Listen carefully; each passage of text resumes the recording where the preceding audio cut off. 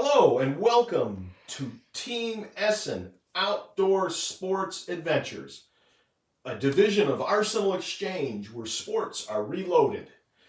And I'm Donovan Essen, reporting to you from the Team Essen Trophy Room in lovely Stuart, Florida, with my son Christopher at the camera. Hi. We're here today to review the Bergara B14 Series Ridge Rifle. We purchased it yesterday at our local gun shop. And we're going to take a look at this gun and tell you what we know about it. And then we're going to go fire it at our local rifle range. But first of all, let's open the box.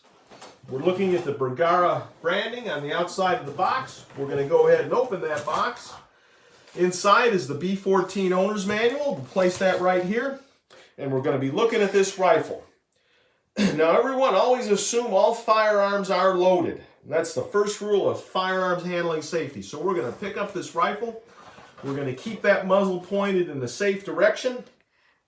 I'm going to put my finger in the chamber to make sure there's not a round in the chamber. And then I'm going to look through the barrel from the breech end to the muzzle to make sure there's no barrel obstructions.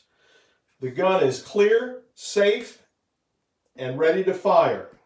Okay, so let's take a look at the B14 Ridge Rifle. The first thing we're going to look at is the stock. It comes with this composite stock with molded in checkering. The checkering is a bit light. I wish it would have been stamped in a little bit heavier or maybe pebbled with a palm swell to make it more functional. This is the Bergara number 5 tapered barrel. It's a heavier profile barrel. With the threaded muzzle where you can attach a muzzle brake or suppressor. This should be a great long-range rifle. It's a free-floating barrel. We're going to come back and we're going to look at the action area itself.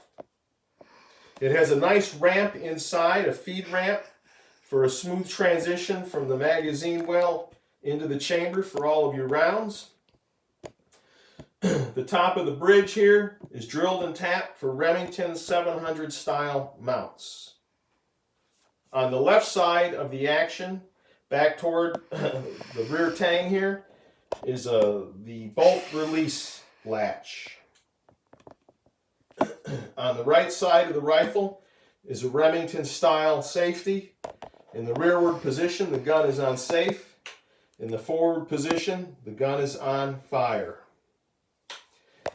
The floor plate of the magazine can be opened to empty the magazine of any rounds left over of a day of hunting or shooting. It's reminiscent of the Remington Model 700. In the stock are 2 sling studs to attach a rifle sling. At the rear of the stock is a rubber recoil reducer. It's pretty hard. I don't think it'd be very functional. I'd like to see something perhaps like a Kickies or similar that would absorb quite a bit more recoil. All right, let's go ahead and insert the bolt. The bolt inserts from the rear. It's got 2 locking lugs on it which engage the breech solidly upon closing.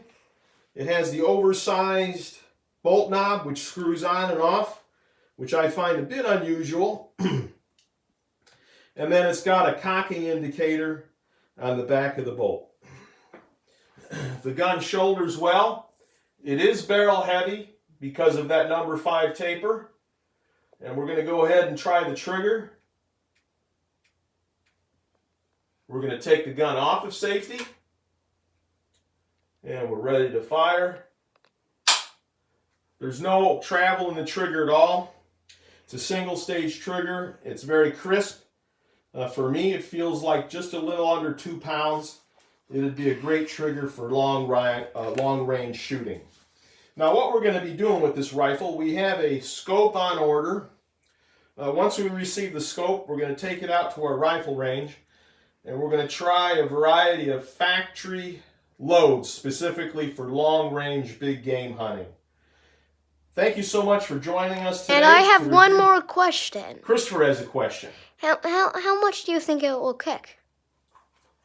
The recoil on a 30-06 is perhaps about 15 to 17 pounds at the butt end.